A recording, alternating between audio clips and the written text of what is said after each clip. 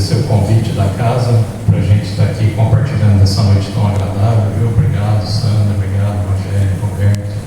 Sempre muito feliz o dia que eu tenho marcado para vir aqui para bater um papo com vocês. E queria dizer que o Rogério, ele sintonizou com o nosso pensamento aqui. O que você disse agora é bem que nós vamos falar da oração, sabe, Rogério? Que a gente precisa de força para enfrentar situações da vida e a gente precisa de calma. As duas coisas que você disse, né? A gente precisa de uma fortaleza interior e a gente precisa de uma tranquilidade para a gente conseguir enfrentar porque são tão diversas as circunstâncias da vida, acontece tanta coisa imprevisível, algumas boas, e essa nós temos que ter equilíbrio para agradecer, e outras não tão boas assim, que a gente precisa ter equilíbrio para saber como enfrentar e para saber extrair as lições, porque a gente aprende desde ser uma doutrina que nada acontece por acaso, né? Tudo encerra uma lição. Então, nós vamos começar a falar do tema à luz da oração, pedindo licença para ler um trechinho do Evangelho, que é uma parábola que Jesus contou, conhecida a parábola das 10 virgens. Então está registrado no Evangelho da seguinte maneira: o reino dos céus é semelhante a 10 virgens que saíram com suas lâmpadas ao encontro do esposo. 5 delas eram prudentes e 5 imprudentes. Tomando suas lâmpadas, as imprudentes não levaram óleo consigo. As prudentes, todavia, levaram de reserva vasos de óleo junto com as lâmpadas. Tardando o esposo, cochilaram todas e adormeceram. No meio da noite, porém, ouviu-se um clamor: eis o esposo, ide ao seu encontro. E as moças levantaram-se todas e prepararam suas lâmpadas. As imprudentes disseram às prudentes: dai-nos de vosso óleo, porque nossas lâmpadas se estão apagando. As prudentes responderam: não temos o suficiente para nós e para vós.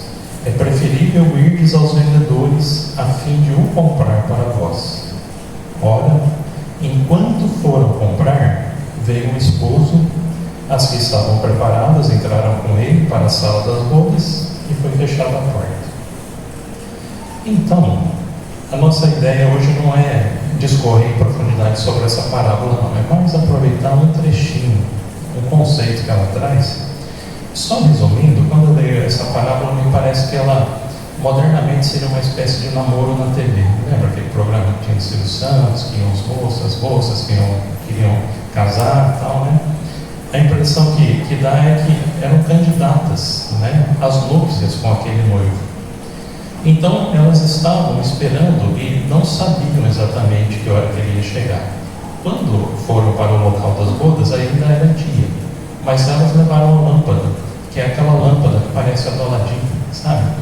Que é alimentada com óleo. Coloca óleo, azeite, tem um pavio, e aquilo foi se consumindo porque o noivo demorou a chegar. E caiu a noite, as que tinham uma reserva de óleo, que levaram à parte, mantiveram a luz acesa. Mas na hora que o noivo chegou, já era alta noite, e metade delas, que aqui Jesus chama daquelas que não tiveram prudência, não lembraram de deixar um pouco uma reserva de óleo para que pudessem abastecer. De forma que elas tiveram que ir até o vendedor, e nesse meio tempo, enquanto elas foram comprar óleo, voltou, o noivo chegou e fechou a porta, elas ficaram de fora. Né? Esse é o resumo da parábola. Mas o que vai importar para nós aqui hoje é a simbologia do óleo, esse óleo que mantém a lâmpada acesa. Muitos comentadores do Evangelho, vários estudiosos, eles concordam que a oração é o óleo. Nós precisamos ter dentro de nós uma chama acesa o tempo todo. Precisamos ter uma luz acesa dentro de nós o tempo todo. E essa luz precisa de um combustível. O combustível que nós temos à nossa disposição é a oração. E isso é importante, que a gente tenha sempre uma reserva desse óleo, porque enquanto é dia, está tudo bem. Mas muitas vezes a noite cai depressa, sem que a gente perceba.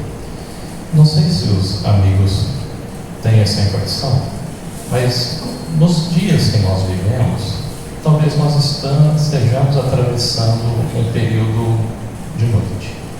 Porque a gente vê, pensando não só na nossa vida, mas de maneira geral, no mundo, a gente vê pipocar guerra aqui e ali, cada vez mais. Sempre a gente ouve, se ligar a televisão, olha, alguém bombardeou o hospital, né? Tá nesse nível, genocídio está acontecendo na Palestina, uma coisa horrível, né? Perto de nós aqui, uma crise climática que já está apresentando seus efeitos. Há muito tempo se fala de crise climática, né? E ela está chegando. Seca, incêndios, chuva, como aconteceu no Rio Grande do Sul, né? Vivemos uma pandemia há algum tempo atrás. E existem números crescentes, né, de transtornos mentais, do tipo de depressão, de ansiedade, muita gente com dificuldade para dormir, insônia, né? Então a gente vive num momento que eu não venho para deprimir ninguém, vocês não, tá?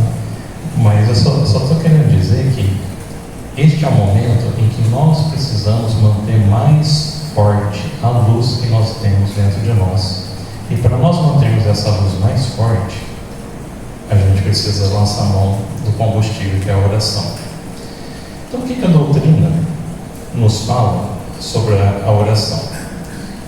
Tem várias questões no Livro dos Espíritos que abordam isso. Mas a questão 660, ela diz assim: a prece torna o indivíduo melhor? E a resposta é sim, porque aquele que ora com fervor e confiança se faz mais forte contra as tentações do mal, e Deus lhe envia bons espíritos para assistir. A esse finalzinho eu sempre leio, eu acho ótimo. Este é um socorro que jamais é recusado quando o pedido é feito com sinceridade. Olha que coisa legal. Os Espíritos disseram para Kardec que o socorro que nós pedimos através da prece nunca é negado. Então nós temos aí em nosso favor uma fonte inesgotável de ajuda. E numa outra questão, o Livro dos Espíritos nos ensina que a prece, ela pode ter 3 objetivos: pedir, agradecer e louvar. Não é segredo para nenhum de nós que 90% das vezes nós usamos a oração para pedir, né? De vez em quando a gente lembra de agradecer, que é muito importante. De louvar, o que seria louvar, né? Louvar, a gente olha, a gente pensar assim: olha, nossa Deus, como o Senhor é bom, né? Como que a natureza é maravilhosa, né? Como que o Senhor acumula de bênçãos, como é grandiosa a tua misericórdia, né? Às vezes a gente até faz isso, e às vezes faz espontaneamente. Não é tão comum assim, mas nós estamos em aprendizado, não podemos exigir muito da gente, né? Mas muitas vezes, olha que curioso, muitas vezes a gente não ora sequer para pedir. E a oração faz muita falta para a gente. E não tem nada errado, muito pelo contrário, em fazer uma oração que seja para a gente pedir. No Evangelho de Marcos, capítulo 11, Jesus vai dizer, meio que assim, isso está bem em sintonia com o que os Espíritos disseram a Kardec: tudo quanto pedirdes pela prece, crede que obtereis, e que vos será concedido. Palavra de Jesus. Ou seja, a prece é um negócio que a gente pode pôr confiança. A oração é um mecanismo que está à nossa disposição, a tal ponto que eu me lembro de uma palestra antiga do Divaldo, em que ele dizia que a mãezinha dele, já desencarnada, ela sempre, ou com alguma frequência, sempre que ele acordava pela manhã, ele, através da mediunidade, via ela já desencarnada do lado da cama dele, olhando para ele, esperando ele acordar. E assim que ele abriu os olhos, ela perguntava assim pelo apelido de infância, Di, né? Di, meu filho, você já orou? E ele mal tinha acabado de acordar, mal tinha acabado de abrir os olhos. Eu falava, mãe, mas a senhora está aí logo cedo, eu mal acabei de acordar, ainda eu vou orar. E ela respondia assim, então ore, meu filho, ore mesmo. E o Divaldo, ele conta isso de um jeito poético, bonito. Ele fala assim, ó, ore, porque você vai viajar com o sol na direção da plenitude e não sabe o que vai acontecer até a hora do crepúsculo. Olha que coisa bonita. E o Divaldo conta que já tinha o hábito da oração. A partir desse momento ele internalizou isso na vida dele, de forma que abriu os olhos e já está orando. E antes da gente fechar os olhos, na hora de dormir, a oração é importante. Eu acredito que eu já tenha falado isso aqui, porque eu acho muito bonito, eu falo em todo lugar que eu vou. O Gandhi, o Mahatma, ele tinha uma frase assim: a oração é a chave da manhã e a tranca da noite. Ou seja, nunca abramos o nosso dia sem a chave da oração. E nunca deixemos de fechar o nosso dia com a tranca da oração também. Muito legal. A oração, ela é uma forma da gente exercitar um sentido, o sentido que a gente tem, além dos 5, tato, olfato, audição, que a gente conhece, né? A gente tem um 6º sentido, que a gente, primeiro, não acredita muito que a gente tem, e mesmo que a gente acredite, a gente costuma exercitar ele muito pouco. É um 6º sentido que nos permite nos comunicar com uma outra realidade, né? Os 5 sentidos nos colocam em comunicação com a realidade objetiva, material, e esse 6º sentido, ele nos coloca em contato com uma dimensão espiritual.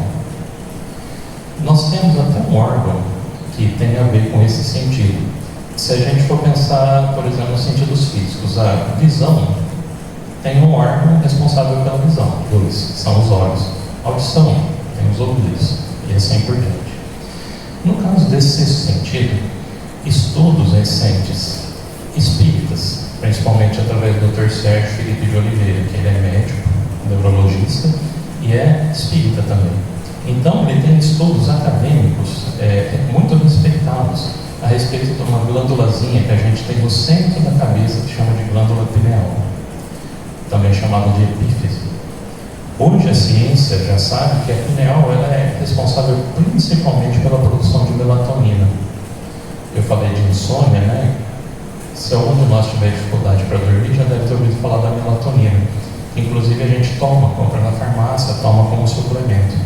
Porque a melatonina ela é responsável por aquilo que se chama de ritmo circadiano. Então, quando a luz do sol vai baixando, vai caindo a penumbra, a melatonina é secretada pela epífise, pela glândula pineal, e nos induz ao sono, né?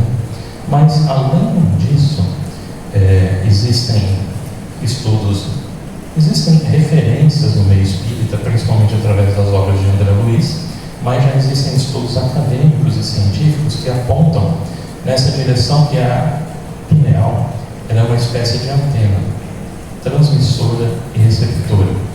Inclusive, ela tem dentro dela alguns cristalzinhos, algumas partículas, chamados cristais de apatita, que eles são antena. Eles captam vibrações e vibrando também as emitem. Então, não tem mais muita razão para a gente duvidar que nós temos um 6º sentido. Nós temos até um órgão responsável por esse 6º sentido. E através desse órgão, que nos médiuns é muito desenvolvido, que permite inclusive ver os espíritos, falar com eles, receber psicofonia, psicografia, mas não apenas os médiuns, todos nós temos a capacidade de sintonizar com algo que transcende a matéria, de sintonizar, falando claramente, com o mundo espiritual. A gente pode pensar assim: essa questão da gente ficar pensando no mundo espiritual enquanto eu estou vivendo encarnado na matéria, na correria, parece uma coisa meio mística, uma coisa meio de monges que vivem lá no Himalaia, não é? Mas não é. Isso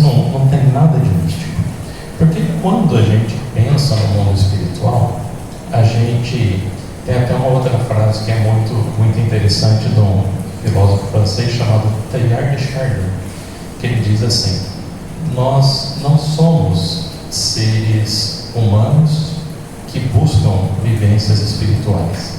Nós somos seres espirituais, temporariamente numa experiência humana. Então, o mundo espiritual, conforme a doutrina nos ensina, é o nosso mundo natural, é o nosso mundo de origem. Nós estamos aqui de passagem. Então, por que nós não podemos nos relacionar com o mundo espiritual, ainda que seja pelos mecanismos da intuição, da inspiração que a oração proporciona? Quando, ali no mundo espiritual, nós temos muitos afetos, por exemplo, aqueles nossos afetos que partiram pela desencarnação antes de nós, eles estão lá. Não há nenhuma proibição que a gente pense neles com carinho, né? Não é legal a gente pensar neles com desespero, com revolta por tê-los perdido, isso não. Mas a gente lembrar com carinho, com ternura, faz bem para eles e faz bem para nós também. Ali nós temos os nossos benfeitores, nosso anjo da guarda, está ali.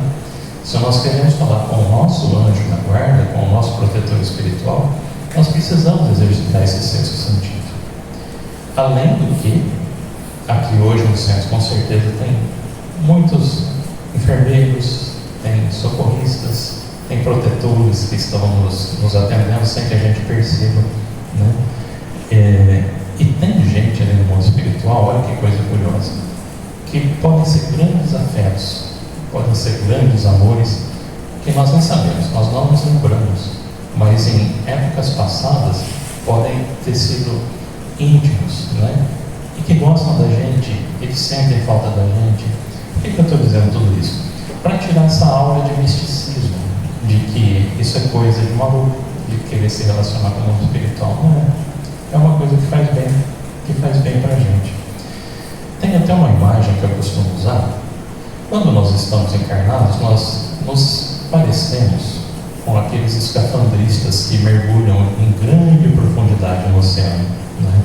Diferente dos mergulhadores que mergulham em águas mais rasas, que levam cilindros de oxigênio nas costas, tal, e não tem nenhuma ligação na superfície.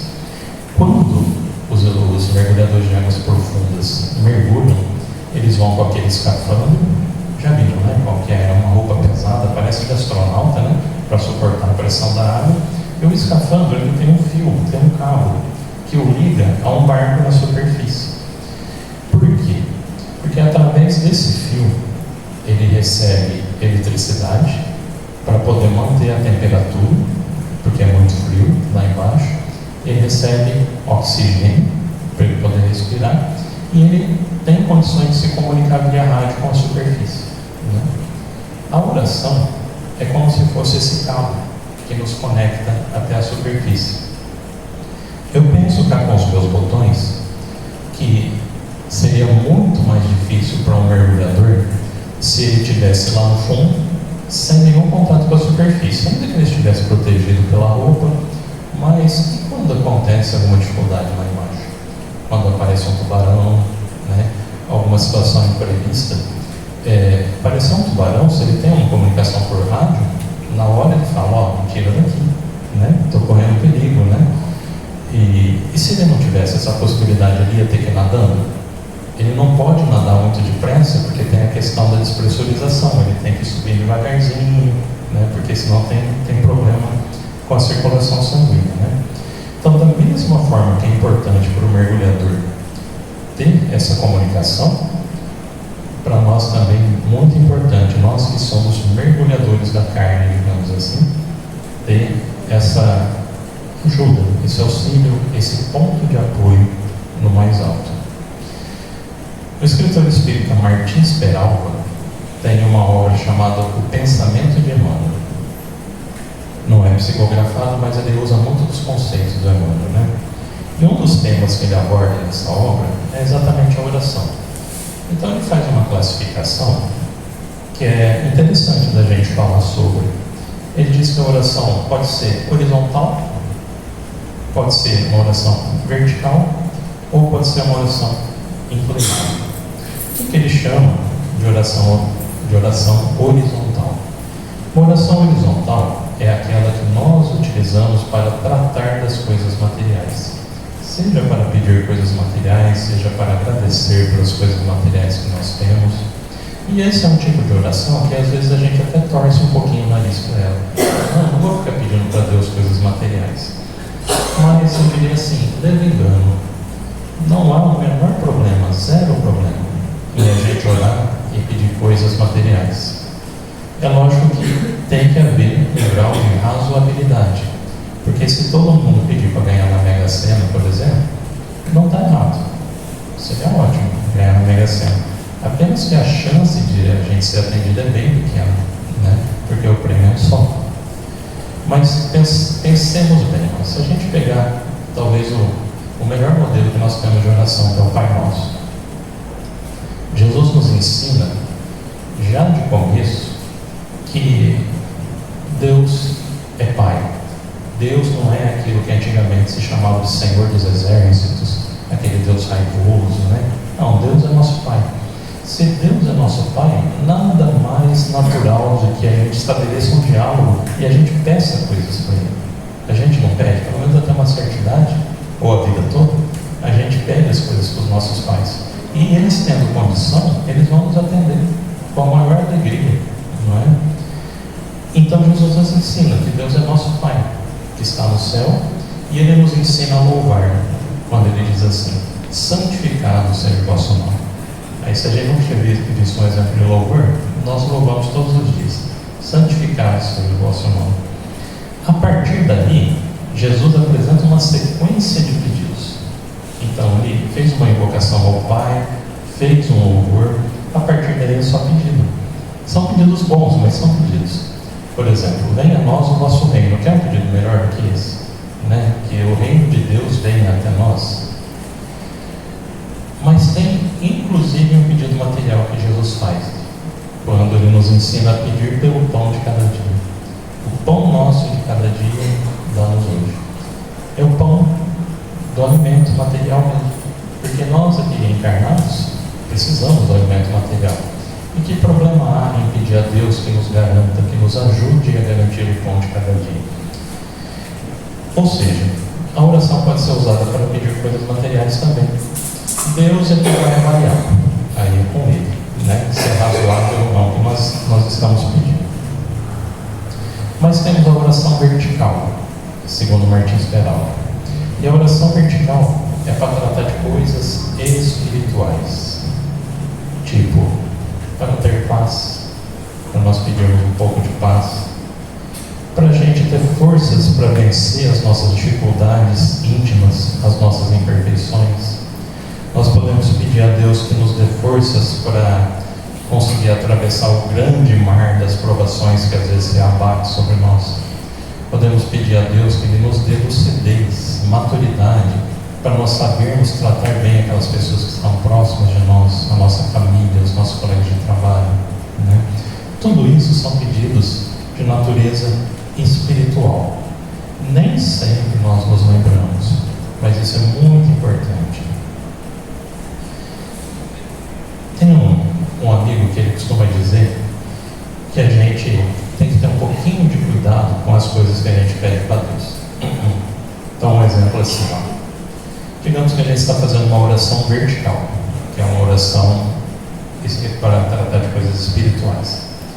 Então a gente chega à conclusão que nós precisamos melhorar o nosso nível de paciência. Nossa, eu estou muito irritado, estou explodindo qualquer coisa, vou pedir a Deus que me dê paciência, né? Ótimo. Só que a gente tem que estar preparado para a resposta, porque Deus, o modo que Deus opera não é assim. Ele pega 1 litro de paciência e dá para o Marco tomar e ele fica paciente. Não é. Quando nós pedimos paciência para Deus, Ele vai nos enviar situações que vão nos permitir exercitar a paciência. Porque a paciência não dá para fazer um passe de mágica assim: olha, recebeu a paciência. Eu pedi a paciência, saio para o trânsito, a primeira coisa que vai acontecer, vou levar uma fechada, alguém ainda vai me xingar no trânsito, né? É o momento de eu exercitar a minha paciência. Faz lembrar aquela história da lojinha de Deus. onde existem todas as virtudes e são todas gratuitas. A gente pode entrar, pegar o que quiser, mas todas as virtudes são em semente. Não tem nenhuma virtude pronta. A gente pega na lojinha de Deus, mas nós temos que cultivá-las para ganhar os frutos. Numa lição do Emmanuel, que eu não vou me lembrar agora, o livro, ele diz o seguinte: muitas vezes nós pedimos a Deus para que nos extirpe o tumor de algum mal, e Deus então nos envia o bisturi. Não é? Qual que é a outra forma de extirpar o tumor se não for através do bisturi? Então, a gente tem que pedir, só tem que estar preparado para a resposta. Tem que pensar um pouquinho no que a gente vai pedir e estar preparado para reconhecer a resposta. Mas Peralta vai dizer ainda que existe uma oração que é um meio termo entre essas duas, que é uma oração inclinada. É uma oração que pode até pedir alguma coisa material, mas com uma finalidade espiritual. Por exemplo, olha, eu gostaria de receber uma promoção no emprego para aumentar o meu salário, porque eu preciso ajudar meu filho, preciso pagar a faculdade, meu filho está entrando na faculdade, olha que coisa nobre. Ou então, eu preciso dessa promoção porque eu preciso ajudar meus pais, já estão ficando velhinhos, estão com dificuldade, eu preciso ter uma remuneração melhor. Então, eu vou fazer a minha parte, mas a gente pede para Deus: olha, se o senhor puder me ajudar, se o senhor achar que a minha causa é justa, é legítima, está valendo. Percebe? É uma oração inclinada. Então a gente pede uma coisa material, porque ela vai produzir frutos espirituais. Aí eu fico pensando que a gente tem que ter, assim, saber que Deus, né, a primeira questão do Livro dos Espíritos, Deus é a causa primária de todas as coisas, os Espíritos ensinaram, mas além disso ele é o quê? Ele é a inteligência suprema. Então a gente não pode fazer um pedido assim, por exemplo, Senhor, me ajude a ganhar na Mega Sena, porque eu conheço um vendedor de carro zero que precisa bater a meta dele, eu vou ajudar muito ele. Eu vou lá, vou comprar uns 3 carros zero para ajudar ele a bater a meta. Né? Aí não vale. Ou então, eu estou precisando ajudar aquela vendedora da loja de pacote de viagem de turismo. Então, o senhor me ajude a ganhar bastante dinheiro, porque eu preciso ajudar aquela moça a vender um pacote lá para Paris, passar um mês em Paris. Né? Aí a oração inclinada já não é tão assim, porque Deus é a inteligência suprema, a gente não vai conseguir passar a perna dele. Né? Mas, brincadeiras à parte, o Peralta ele até diz que existe um quarto tipo de oração, na verdade. Ele chama de oração descendente. Essa oração descendente nem é uma coisa que a gente cultive conscientemente, mas ele diz assim que a gente precisa tomar cuidado para não, no impulso, não fazer esse tipo de oração, que é uma oração que pode fazer mal para nós ou para o outro. Eu fico imaginando assim, se eu entendi bem o que ele quis dizer, é que quando alguém me faz alguma coisa e eu fico com muita raiva, por exemplo, automaticamente eu emito sentimentos, eu emito vibrações para aquela pessoa, ainda que eu não fale nada, mas dentro de mim aquilo está borbulhando e com certeza eu estou emitindo algumas vibrações não muito boas. Me vem à cabeça a imagem, sabe aqueles bonequinhos que você faz o bonequinho da pessoa, começa a espetar tudo assim? Mais ou menos isso aí, seria a oração descendente. Não é uma oração que a gente cultive, a gente só precisa ficar vigilante para a gente não fazer ela assim no impulso.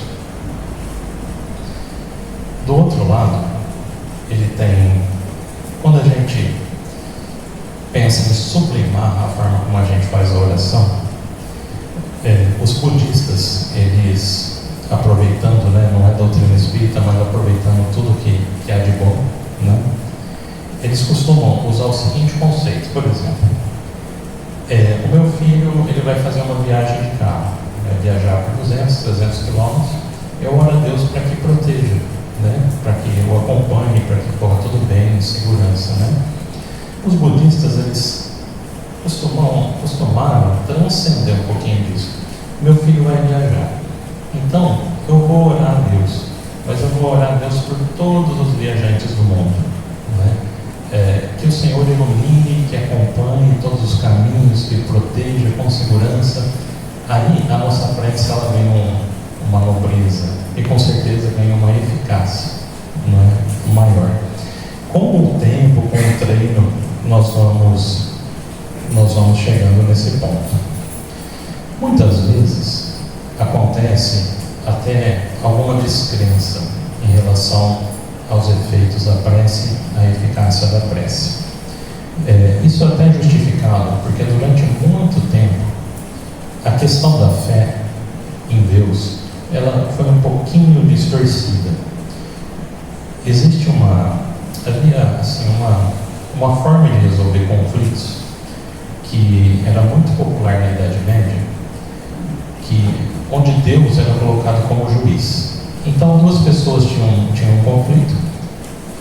Digamos que um vizinho disse que a cerca é aqui, outro vizinho disse que não, você está invadindo meu terreno, a cerca é para cá.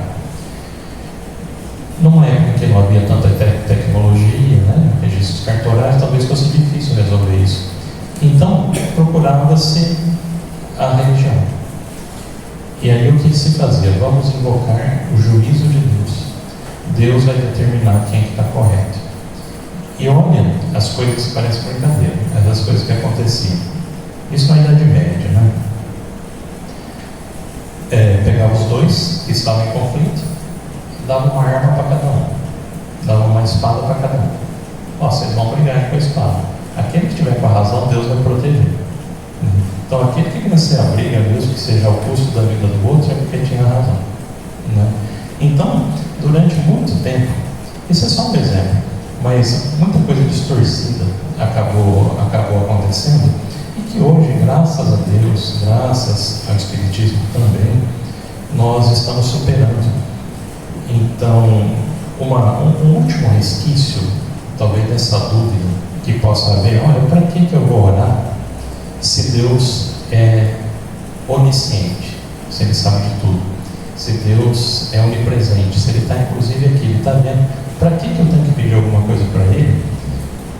O que eu vou pedir para Ele que Ele já não saiba, em primeiro lugar? Em segundo lugar, alguns questionam assim: será que eu vou convencer Deus a mudar as regras do universo para me atender? Então, olha, como se a gente pedisse assim alguma coisa para Deus, por exemplo, ganhar na Mega Sena, e Deus, diante da nossa argumentação, Ele muda de ideia. Ele fala: não, eu não estava pensando nisso não, mas agora que você falou, você tem razão, então eu acho que você merece ganhar na Mega Sena. Então eu vou dar um jeito de mudar lá a física das bolinhas lá que vai cair, e você vai ganhar. Então, muitas pessoas questionam a questão da oração, da eficácia da oração, pensando nisso. A doutrina tem um bichinho na presença de Deus. A doutrina espírita, ela nos esclarece o seguinte: nós não precisamos convencer Deus de nada. A oração não é para Deus, a oração é para nós. Porque, na verdade, Deus prodigaliza bênçãos o tempo inteiro. É como se nós estivéssemos numa chuva de bênçãos. A todo momento, Deus, que realmente é onipresente, Ele está dispensando bênçãos para nós. Só que nós, quando saímos nessa chuva de bênção, a gente abre o guarda-chuva. Então, a bênção não chega até nós. É como se nós fôssemos tomar uma injeção, por exemplo, porque nós estamos gripados, e a gente vai na farmácia vestido com uma armadura medieval. Por mais que o farmacêutico queira nos ajudar, como é que ele vai conseguir aplicar a injeção? Então, a oração é uma espécie de abertura das janelas da alma, por onde entra, no mínimo vai entrar ar fresco e vai entrar luz. Falando mais uma vez dos budistas, a questão do sofrimento é muito presente na doutrina budista. Então, nós temos inclusive um livro da Joana de Ângeles, que é da série psicológica, que chama Plenitude. Recomendo, é muito bom, viu? Na hora que vocês quiserem ler. E ela parte de um princípio budista que eles chamam de as 4 nobres verdades. E uma dessas nobres verdades tem a ver com o sofrimento decorrente da impermanência. Os budistas dizem que, dentre outras coisas, a gente acaba sofrendo nesse mundo porque as coisas são impermanentes, elas mudam o tempo todo.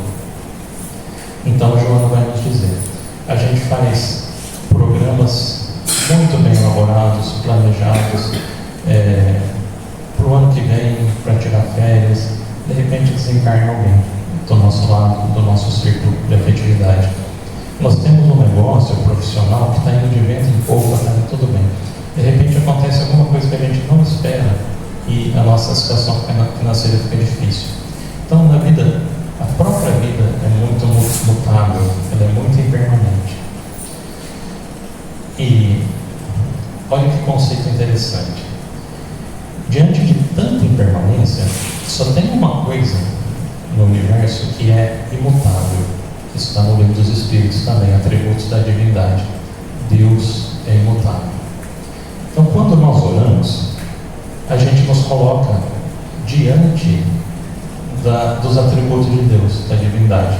E diante de tanta coisa acontecendo diante de nós, que a gente perde até a noção do que está acontecendo, quando nós conseguimos nos colocar em comunhão com Deus, a gente experimenta.